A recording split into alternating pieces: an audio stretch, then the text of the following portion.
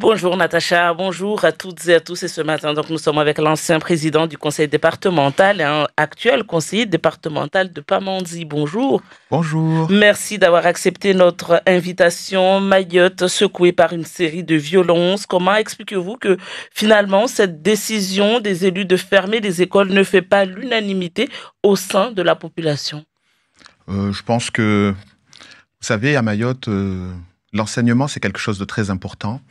C'est notre ascenseur social, c'est ce qui nous permettra demain de voir, de faire en sorte que nos enfants puissent accéder à des meilleures conditions de vie. C'est la raison pour laquelle nous travaillons beaucoup dans nos différentes fonctions pour s'assurer justement que les conditions soient réunies.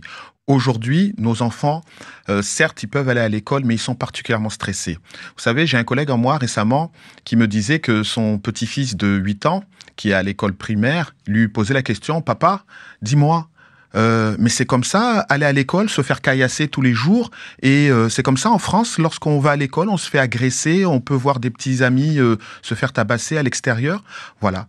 La norme aujourd'hui pour nos enfants, c'est de croire que se faire caillasser, se faire agresser, se faire gazer, c'est la norme pour aller à l'école. Donc c'est ça qui doit changer, et c'est pour cette raison qu'effectivement ce sacrifice que nous demandons pour attirer l'attention, parce que je tiens quand même à rappeler que le ministre de l'Intérieur, c'est-à-dire la personne la plus haut gradée en termes de sécurité sur le plan national, est venu il y a moins d'un mois sur le territoire, et pour autant on voit très bien que les mesures qui nous avaient été proposées ne sont pas à la hauteur des enjeux actuels. Mais justement, vous parlez d'une situation extrême. Comment, moi ce que j'arrive pas à comprendre, c'est aujourd'hui on a l'impression que la population est complètement lassée et que même derrière cette union des élus, on y reviendra, la population ne suit pas forcément, en tout cas pas tout le monde. Ils ne sont pas lassés des revendications que nous portons.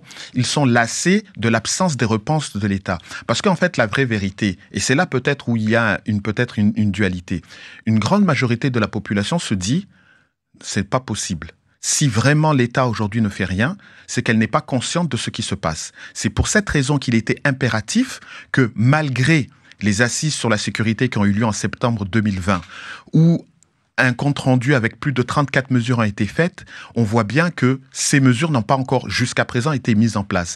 Malgré la réunion que nous avons eue il y a 3 jours à la mairie de Mamoudzou, où nous avons amendé ce document en faisant des propositions complémentaires.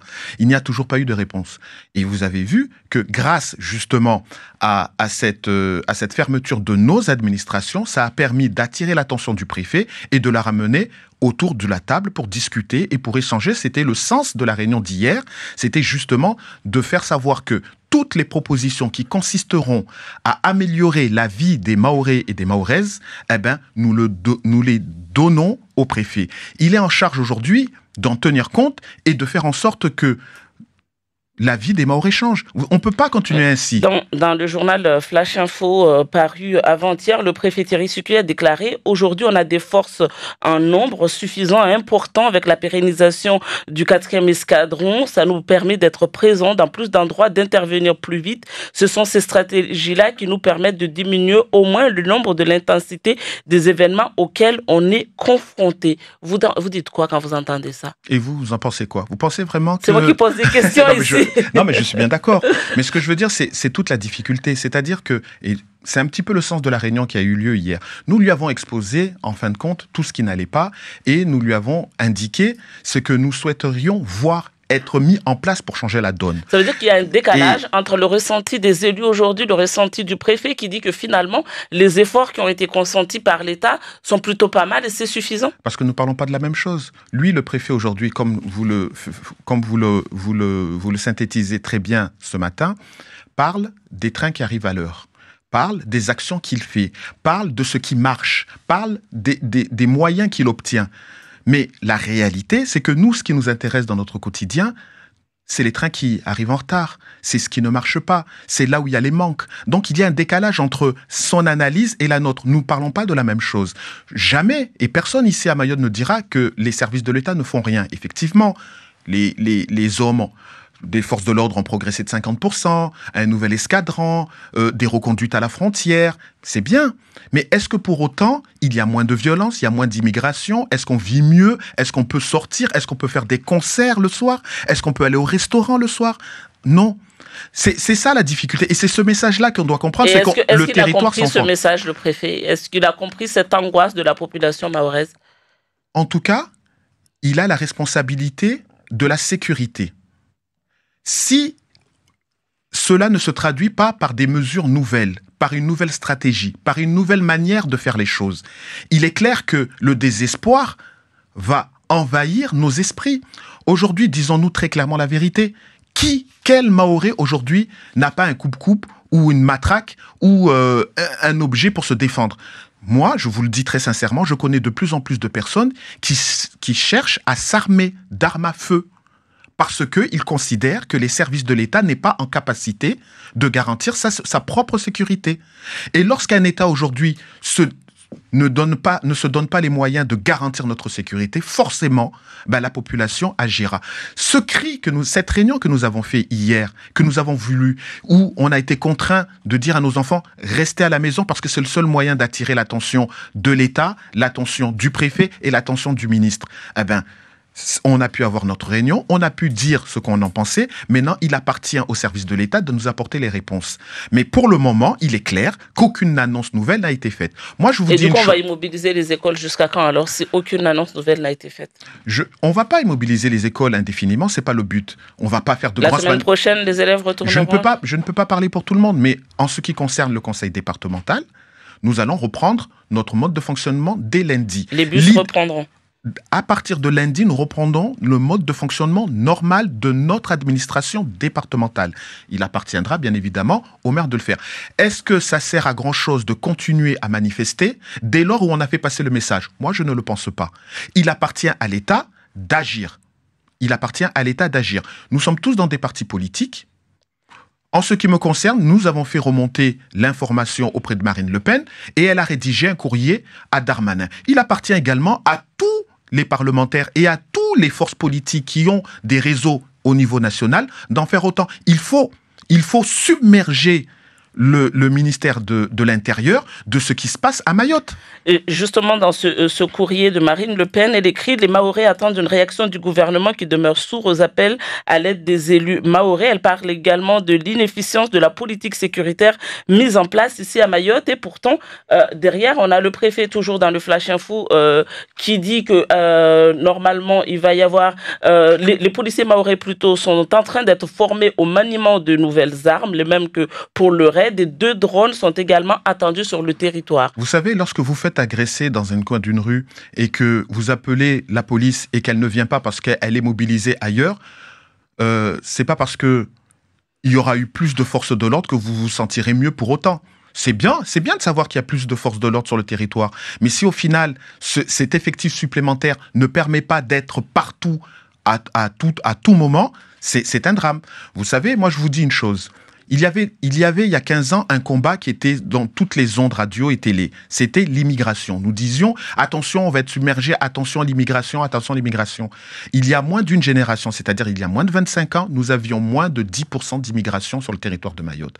Pour autant, lorsque nous dénoncions la situation, on nous disait mais vous inquiétez pas, on a installé un nouveau radar au nord, on a installé un radar au sud, tout le territoire est couvert. Et pour autant, aujourd'hui, recensement après recensement, on constate qu'on est passé de 10% à plus de 50% d'immigration.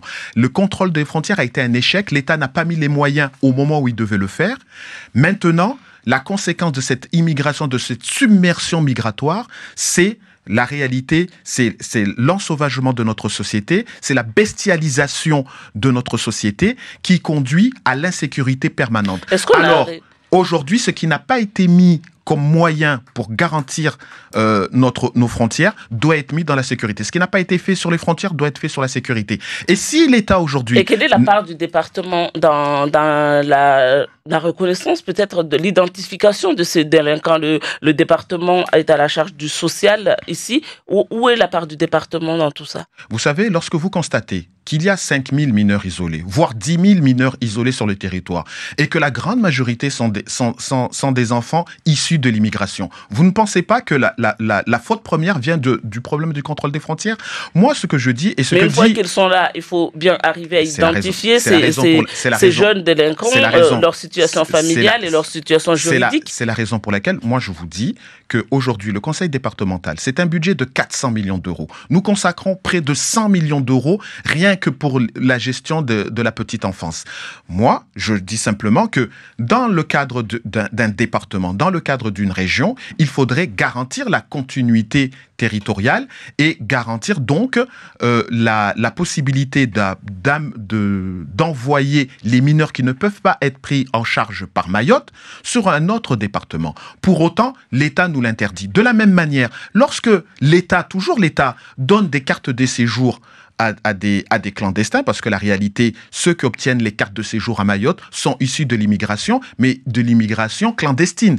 Eh bien, lorsqu'elles obtiennent ces cartes de séjour, de la même manière, l'État refuse que ces personnes-là puissent... l'argument de l'appel d'air. Mais c'est quoi l'argument de l'appel d'air? Disons les choses très clairement. Quand le ministre Darmanin est venu à Mayotte il y a moins d'un mois, qu'est-ce qu'il a dit? Il a dit, nous avons 2 radars supplémentaires. Le préfet, dans son analyse, qu'est-ce qu'il dit? Nous avons maintenant une surveillance aérienne, nous avons des nouveaux vedettes rapides pour contrôler les frontières. Donc, il continue à nous... Non, c'est très important. Il continue à nous bercer d'illusions, à nous dire, nous contrôlons vos frontières. Mais quand on nous dit qu'on vous refuse d'obtenir une carte de séjour qui permette d'aller en métropole, ils nous disent appel d'air. Mais ça veut dire quoi? Ça veut dire que, quand il nous dit que les frontières sont contrôlées, c'est faux. C'est ça que ça veut dire. Et 2, ça veut dire que les cartes de séjour qu'ils accordent à Mayotte, ils les accordent à ceux qui rentrent de manière clandestine sur le territoire. C'est 2 choses complètement contradictoires. Pour ne pas nous bercer d'illusions, est-ce qu'aujourd'hui, réellement, il est possible de contrôler les frontières quand à 70 km d'ici, il y a la famine, les gens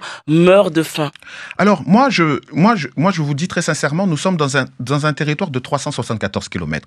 C'est pas parce que l'État, aujourd'hui, ne fait pas ce qu'il devrait faire à Mayotte qu'il ne peut pas le faire. C'est ce que nous disons. Vous savez, il y a plusieurs mesures qui pourraient être mises en place pour garantir. Mais aujourd'hui, moi, je le dis très clairement et soyons très clairs. Le combat du contrôle des frontières, on l'a perdu. On l'a perdu parce que l'État n'a pas mis les moyens quand il devait le faire. Aujourd'hui, nous sommes sur le combat de la sécurité. Si l'État refuse également de mettre les moyens pour garantir notre sécurité, alors je ne donne pas cher à l'avenir de Mayotte.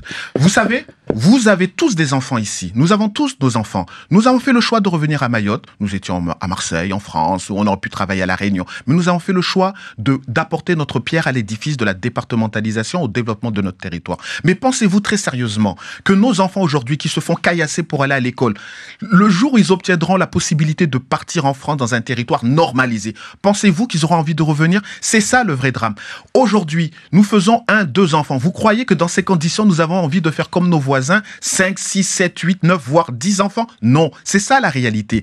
La réalité, c'est que si l'État ne donne pas les moyens pour garantir notre sécurité, la population mahoraise est vouée à disparaître. Est-ce qu'avec ce genre de discours, on n'est pas dans une espèce de dualité élus locaux, et quand je dis élus locaux, j'inclus aussi les parlementaires, et État? Et finalement, il n'y a pas d'unité, il n'y a pas d'union pour trouver une solution. Que l'État nous dise c'est quoi le plan. Si vous ne comprenez pas... qu'aujourd'hui, l'État est complètement en décalage. Donc non, le préfet, représentant du gouvernement ici, est en décalage avec la réalité locale. Ce que je dis, c'est que ici, personne n'est idiot. Personne ne me dira qu'il ne voit pas ce qui se passe. Personne ne me dira qu'il ne comprend pas ce qui se passe. On a laissé la société mahoraise se transformer. Nous avions moins de 10% d'immigrés. Aujourd'hui, nous avons presque 55% d'immigrés. On a fait ça en moins d'une génération, en moins de 25 ans. Maintenant, nous avions une petite délinquance. Aujourd'hui, cette même délinquance nous agresse, sont prêts à mettre le feu dans nos maisons et pour autant, on n'envoie pas des moyens supplémentaires. Et lorsqu'on nous dit qu'on va faire appel à l'armée, c'est pour aller faire de l'éducation. Vous voyez bien que le préfet n'est pas idiot. Le ministre de l'Intérieur n'est pas idiot, le président de la République n'est pas idiot, ils savent parfaitement ce qu'ils font, ils savent parfaitement ce qui se passe sur Mayotte. C'est pour ça que je vous dis, dès lors où ils ne contrôlent pas les frontières, dès lors où ils laissent cette insécurité se développer, qu'ils viennent m'expliquer c'est quoi le plan. Merci beaucoup Daniel Zaidani d'avoir été l'invité de Zakwili ce matin.